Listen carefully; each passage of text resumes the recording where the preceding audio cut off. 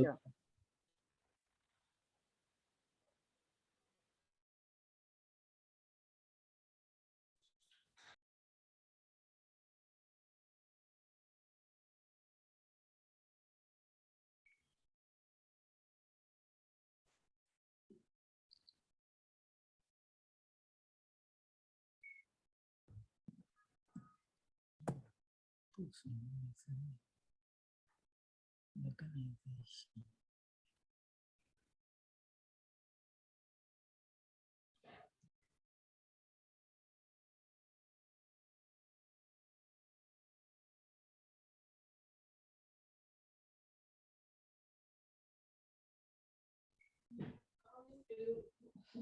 One live stream at a go. I can't do the YouTube.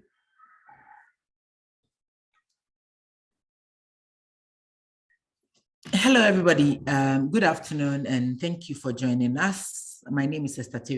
I'm the director for GENCED. We're going to have this conversation in the next half an hour or two, or an hour. And thank you for having me, and thank you for joining us this afternoon. And so with me are my esteemed ladies who are going to help us to have the conversation. And so I have a Shamima Muslim. Anybody in Ghana knows Shamima Muslim. He's an astute media personnel. She's a veteran, you know, and she's the president for the African Women in Media. And then I have Eliza. Eliza, it's a young woman politician with the New Patriotic Party, a member of the communication and also part of the Stanch Young Women group. And then I'm going to have Abigail with me, Abigail Nutako, who is Abigail is the head of Gender, Youth and Disability Desk at the Electoral Commission. And so once again, and then we'll have a couple of guests online. I have Josephine Ahiagbe, Mohammed. Thank you all for joining us this afternoon to have this conversation. Okay, so to begin with, the reason why we're having the conversation is that on 31st of July, it was the International 31st of July was the African Women's Day.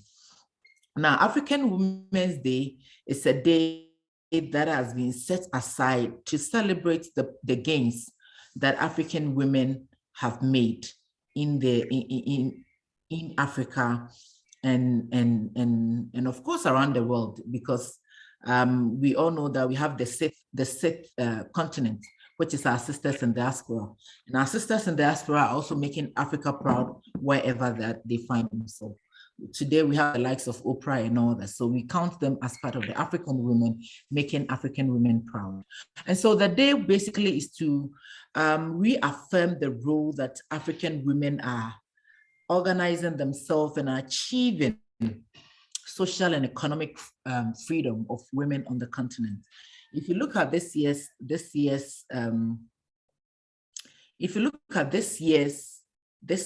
theme, the theme basically was looking at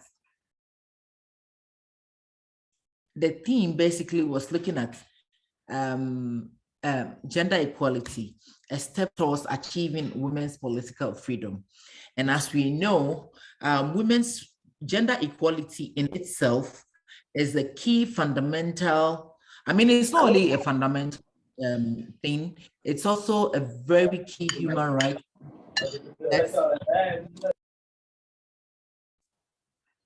A very key human rights issue that we believe is a necessary foundation for a peaceful, prosperous, and a sustainable world. So if you look at the agenda, the Sustainable Development Goal, and you look at the Agenda 2063 of the African Union, development of women, it's vital, and it runs through all. And so this afternoon, we're going to have the conversation looking at the progress that we have made. Yes, we have made some progress, but there's still we have made some progress, but there is still some gains challenges that needs to be addressed. So this afternoon with my panel, we're going to have a conversation about the progress that we have made and what we need to be doing to be able to achieve that political freedom that we yearn so much as African women. So to look at the political context of the conversation, if you look at the Africa Charter on Election, Democracy and Governance, it talks about equality for men and women participating in the electoral processes of their country. It talks about women participating in governance processes. It talks about elimination of all forms of discrimination against women. Again, it talks about violence against women. Government putting things in place so that women would take their rightful place.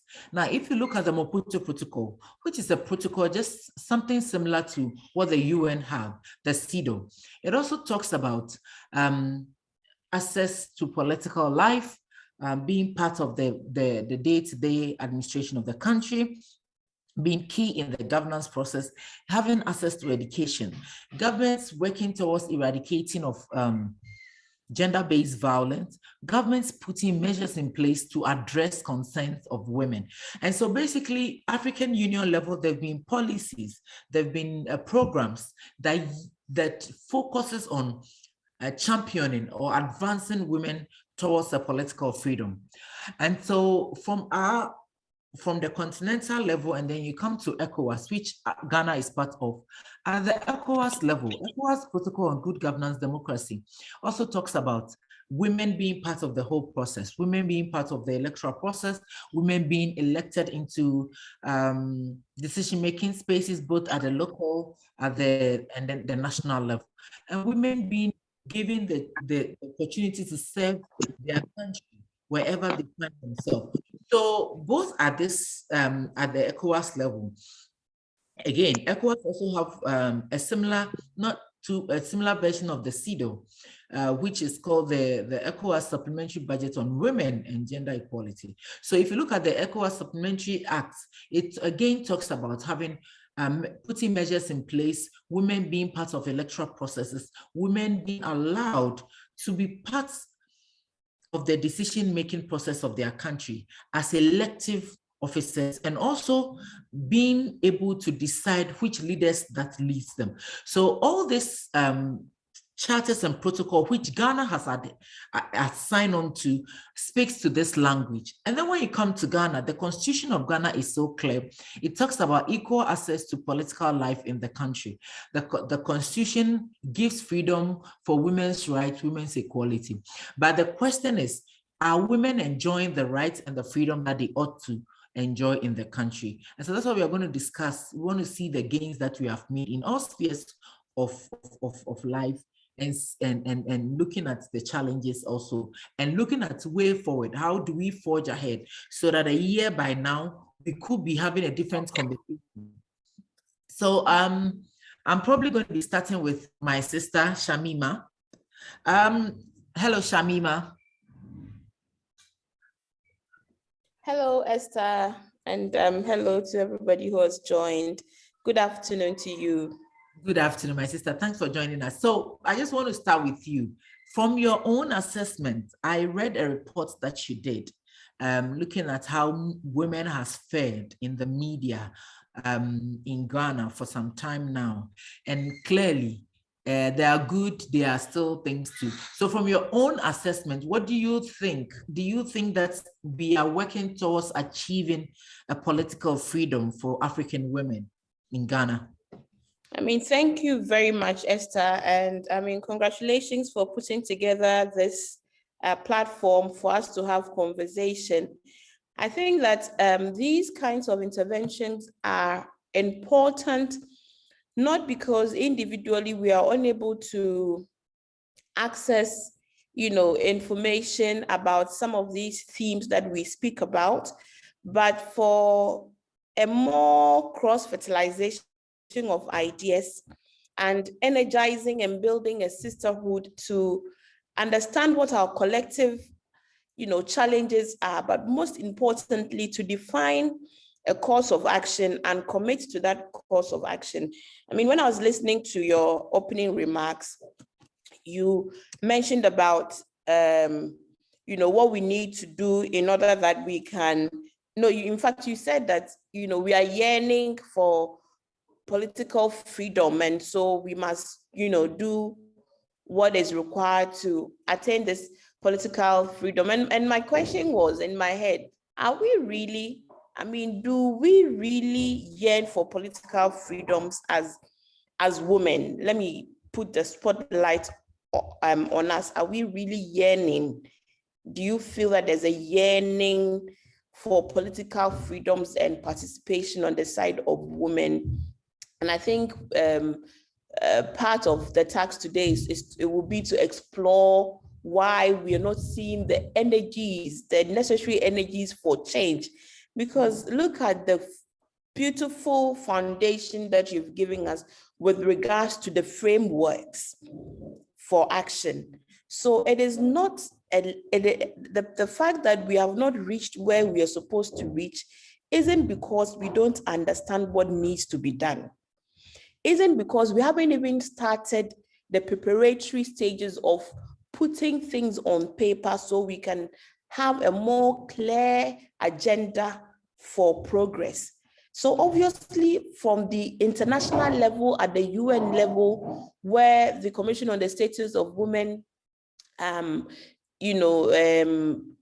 asked for this 30% benchmark, which is what our politicians back home have always been using in promising 30% allocation of opportunities and positions to women, which none of them has ever achieved, because the reasoning at the time was that 30% is perhaps the critical mass we need everywhere for change to happen. So if we had 30% of women in parliament, 30% of women minimum in the district assembly, 30% of women in CEO positions or appointive positions, we would have built the necessary critical mass to push for more.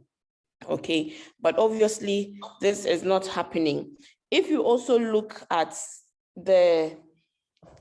you gave us information about the Africa AU Agenda 2063, the Maputo Protocol for Action. If you come back home locally, we ourselves, to show commitment, we established, I think in Kufuor's time, a Ministry of Gender, Women and Children Affairs, now Gender. We know governments have promised an affirmative action bill, which as we speak, despite the consistent advocacy, is still at cabinet level. And even the activists at the forefront of this whole campaign do not have the final copy of the bill, which is at cabinet level. They are unwilling to release what the cabinet is considering so that we can even assess whether it is substantially different from what we have and why the delay. We don't. So sometimes I think that we blow hot air, and that's one of the banes of the lack of progress we are seeing. You asked about whether we have made some gains. Obviously, we have made gains, obviously, but we have not made the transformational gains we want, because the numbers are not increasing at the rate at which we believe that we would attain parity anytime soon. And unless we put in the necessary interventions, we're going to go through this slow-paced nature, and people would refer us to the little gains we are making as progress to water down on the campaign. You mentioned about Alma. So one of the things that I've constantly been saying is that we cannot understand the extent of the problem unless various institutions, organizations, or industries are curating knowledge. So for example, we want to see women grow in all fields of our society, whether it's business, whether it's politics, whether it's, social enterprises. We want to see them. But what is the data? What knowledge exists? What benchmark surveys have been conducted? So that was one of the reasons, because we were saying that there's lack of representation of women in media, but people said, but the news is full of women. When you open the news right now, is women morning, beautiful women morning, beautiful women afternoon, and now evening. So if you just turned on the TV or radio, you would hear female voices. You would not understand exactly what the problem is, unless a deeper study is conducted to find out who are the editors in these news organizations, who are the news managers in these news organizations, who are the owners in these news organizations. Then you begin to see the pyramid tapering. Our research found that of the over 300 women in media across the country we surveyed, only 1% were in any top management level. 1% were in any top management level. So when you come to the base of the pyramid, of course, I mean, women, even at our journalism training institutions, there are more women graduating, and they will tell you that they're having so many women graduating from journalism schools. Transition to newsrooms, you would find a chunk will find their way into entry-level staff, national service, entry-level staff. As the years go on, they begin to fall off. Many of them would move into PR and corporate communications. Many of them would move into civil society, communications department. As you move further up, between 10 to 15 years, you would find very few of them remaining, especially in the private media. You find very few of them remaining. And once the pyramid tips towards the apex, you would have fewer women with which to then appoint to these management positions. And sometimes it is a certain cabal of appoint, until recently, when we had the case of Beatrice Achiman of TV3 as an example of a woman, and I'm focusing mostly on private media. Public media, their organogram is a bit different. So you may be in the public media, you would rise, because they have a much clearer growth process.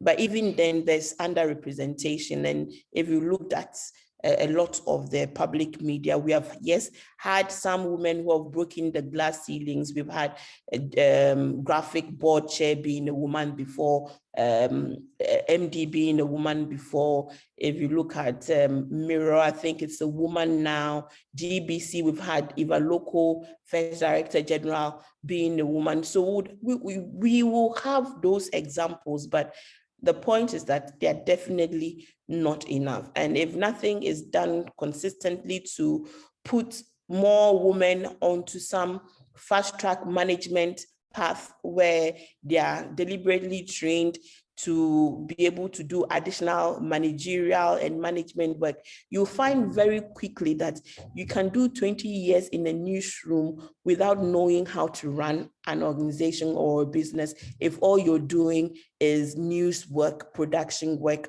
and reading and writing work.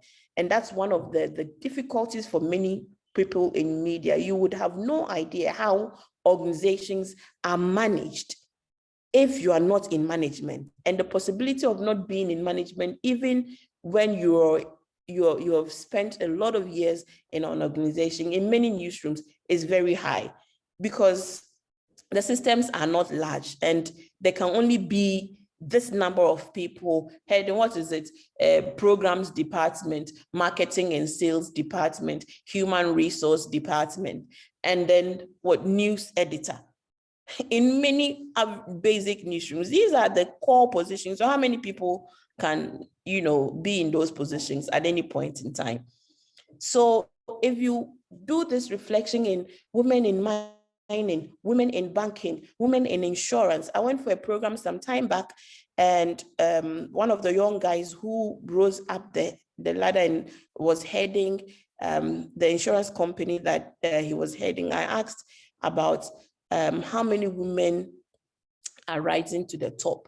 He says very minimal in the insurance industry. The banking industry, we've seen good good progress in terms of in fact, right now, the Ghana's banking industry in the past couple of years, quite feminine. APSA, Standard Chartered has seen a woman before. The telecommunications industry also broke the glass ceiling at a point in time. Majority, the top 3 or top 2, Tigo, Vodafone, and which else, were women. Tigo, Airtel, Tigo, Vodafone were women at a point in time.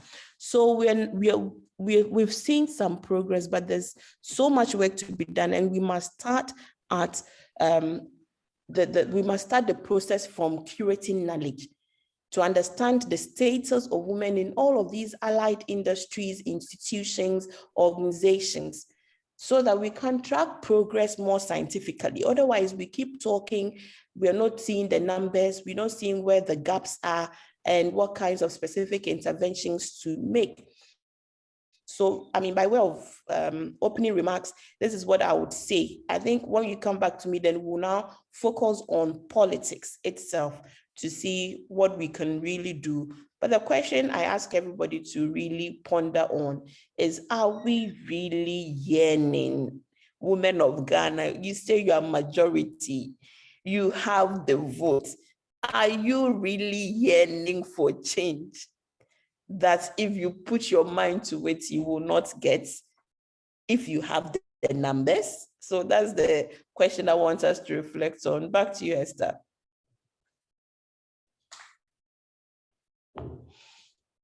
I think you're mute. Esther, you're mute. Sorry. Thank you very much, my sister. And since we are on media, I just want us to talk a little bit about something very important. As you mentioned, it's important for us to have a data-driven conversation all the time. Now, in today's world where there's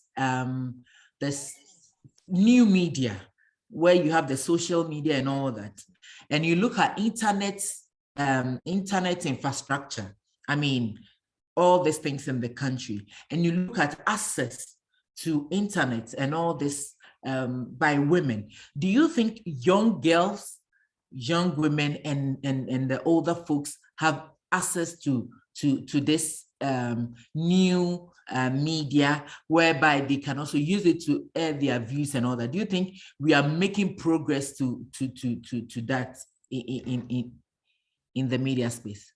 Well, I think that those in the tech industry would tell you that our internet penetration is still below average.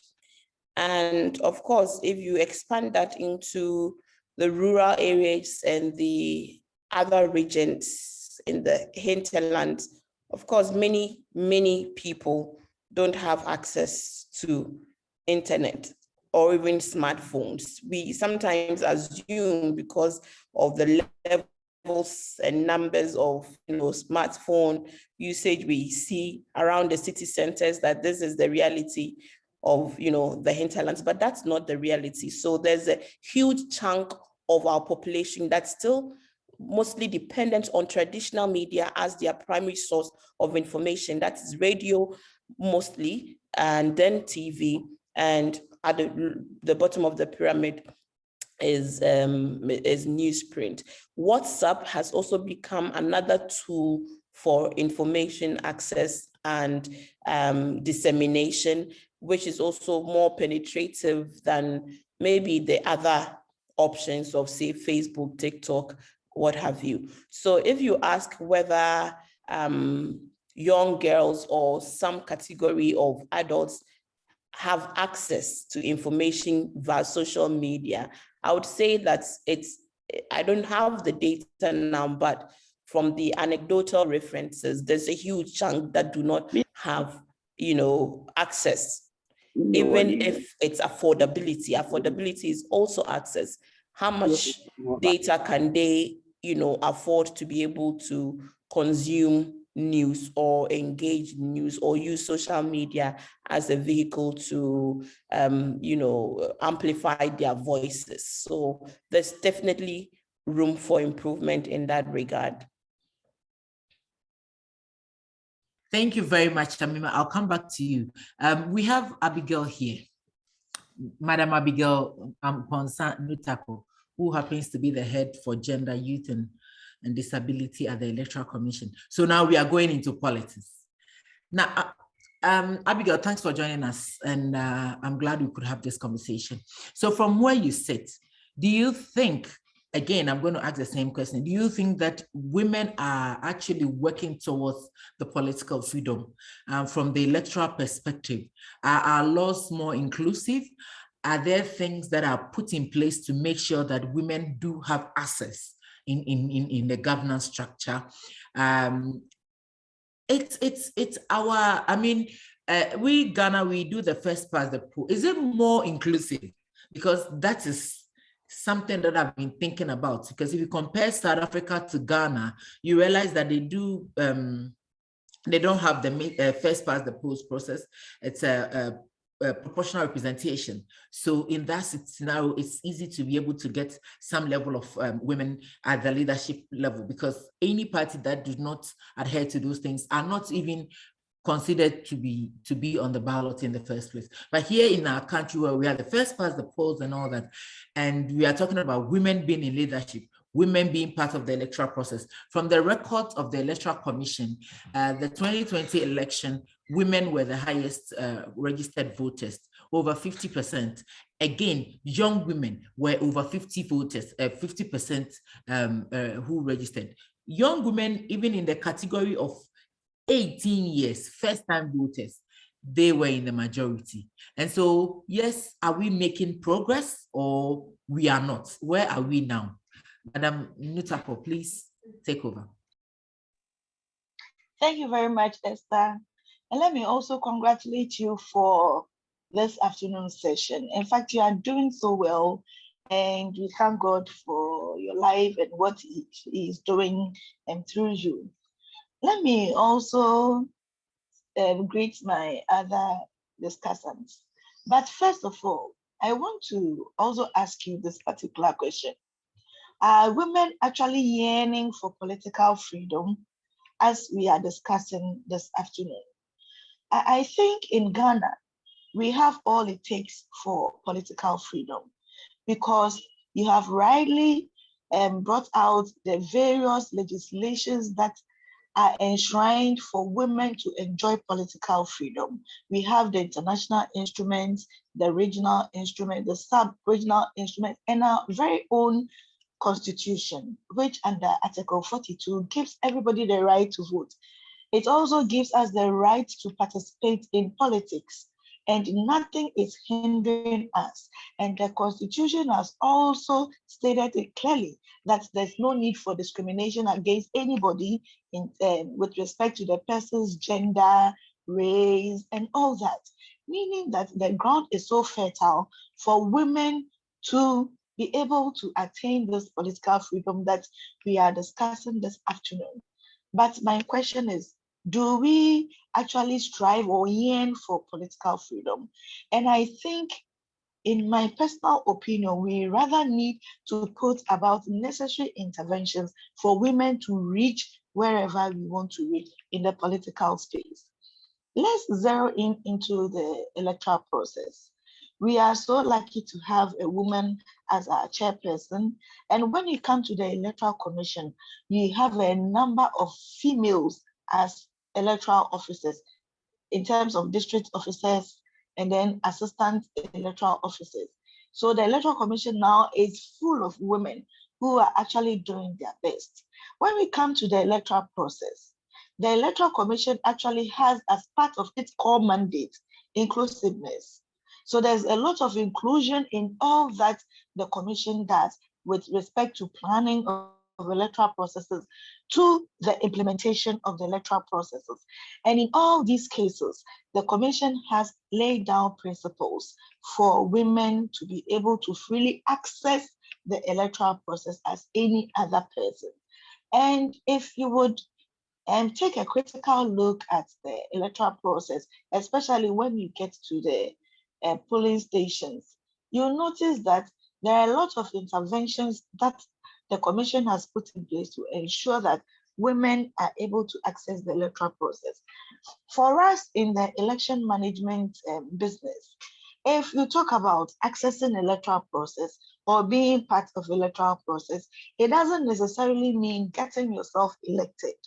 It can also mean that you are part of the planning, you are part of the implementation, you are part of all the processes, the administrative processes that lead to the declaration of election results. So you can participate as a voter, you can participate as an election observer, you can participate as a campaigner, you can participate as a party agent, and you can participate as a candidate and many others.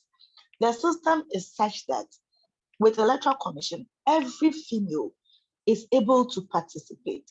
There is no hindrance whatsoever to participate at any level. But the bottom line is you need to qualify. If you want to participate as a voter, you need to be qualified as a voter before you can actually cast your vote. You need to be 18 years and above. You need to have registered before you can participate. If you don't do these things, and then it means you did not put yourself up to be registered. And then you can participate as a candidate. And I'm sure this is where we are all trying to use yearning for political freedom and all that. And as candidates, you see that a lot of women come up to be voted for, but in the end, it is only a few that get voted. What is the problem? With the Electoral Commission, we have a very level playing field that both men and women participate equally to attain whatever they want to. However, there are instances that the Electoral Commission takes it upon itself to train female candidates, only female candidates, on the electoral processes to ensure that at least they understand certain things that they don't, to be able to participate and participate fully in order to be able to get voted into power with respect to the local level elections and the legislative elections. We do this even if the female candidates themselves cannot attend our training programs. We ensure that their agents or their representatives are there. There's access to information. They can call in at any time. Being the head of gender, I sit here and I receive calls from female candidates during elections, and I'm able to guide them, for instance, on the legislative instruments and the processes or the regulations that that's supposed to guide the elections, things that they don't understand. If they bring them up, the commission is always careful to respond to their needs. So we don't actually have an issue as an election management body ensuring that people or females get to where they want to get on the political ladder. Talking about first past the post, yes, that is what our constitution asks us to do. If we want to follow other jurisdictions, it means we have to change our laws. There needs to be amendment to the law. And the first past the post, even if you pass somebody with one vote, you are gone. But it is our laws that will ensure that we get proportional representation. That is, if you want to go by the proportional representation. In this case, it has to be with the constitution, with the laws. And then there needs to be an amendment to certain portions of the law to ensure that this thing happens. Many a time we talk about quota. We cannot talk about quota for talking's sake. There should be some legal backing on the quota, and all these are supposed to come from our legal systems. If there's no change, there's no law that backs quota in the political space of this country, it means you are going to only do lip service. And most people do the quota system within their circles. For instance, a political party may think, let's field this female candidate here or there. Yes, that's their internal arrangement. But for the national agenda, I think there should be an amendment to a certain portion of the law to ensure that, yes, 30% or so and so percentage of women are given the opportunity to serve at a certain level, and political parties are supposed to field a certain number of candidates for elections. And then we know that we are moving forward. We know that we are reaching somewhere. But if we sit down and we want to be like other jurisdictions, no, it will not happen. We are doing our best. Esther and Co are striving here and there, doing advocacies all over. But then we also need, as a people, to look at what we are doing. We need to step back and see what we have done previously, what we did well and what we didn't do well, do our homework well. And this will go to female candidates. There are candidates that are very good materials, but they go for elections and they lose. And it's not only about the losing. People would come and talk about other things concerning you as a person.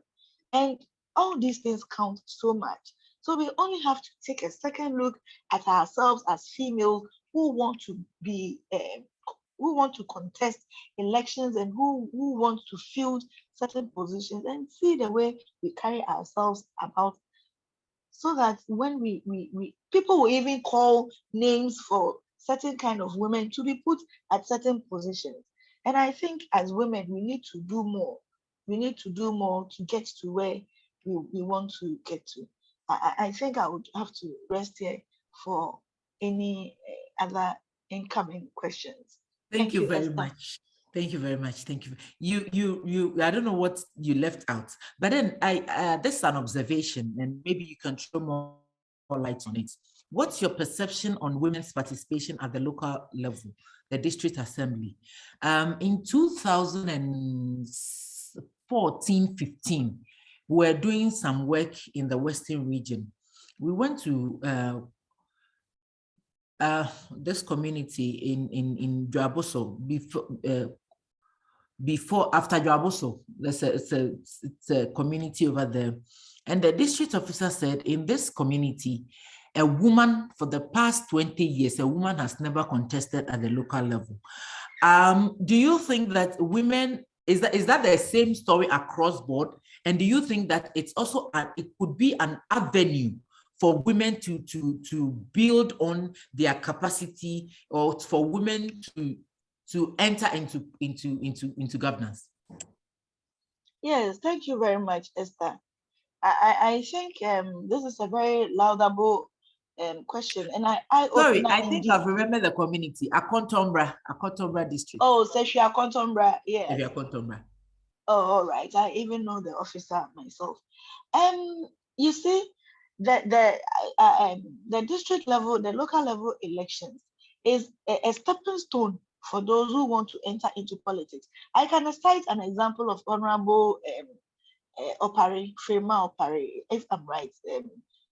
Yes, she started as an assembly member.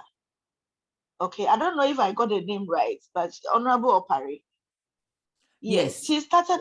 Is it the chief of staff? Or, no. Frida, yes, thank you. Frida, yes. She started as an assembly member.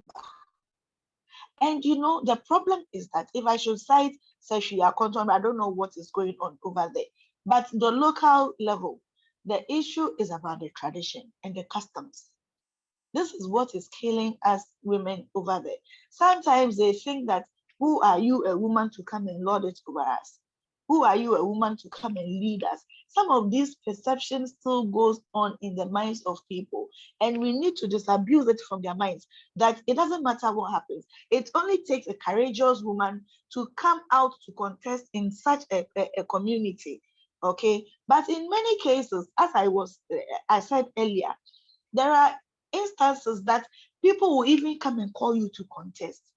They will come and call you to contest depending on what they have seen you do and what they think you can do for them. So if the woman are able to come up and open and let the community know that we have this sort of a gift within us, we have this quality within us, and therefore we can serve you as local level members, so we can represent the various electoral areas in the district assemblies.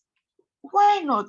Everybody would like to support you. But if we coil in ourselves, thinking that we cannot come out to participate, then that is where we will not be able to participate. But in most cases, I remember there was an instance when a woman contested, and according to her, on election day, the chief of the town came to sit there along the polling station, instructing people or warning people, dare not vote for the woman, dare not vote for the woman. There's another issue where a woman contested, and when the husband got to know that she had contested, the husband went to contest against her, and the husband won. So these are some of the situations that we see and hear about, some of which are very, very real. So we only have to do more advocacy and encourage those women we ourselves have identified. We have identified to be able to do the work. Let's encourage them. Let them support them with the legal documents, explain the processes to them, and give them all the confidence and the courage they need to be able to participate, be it at the local level or at the national level. Some are very good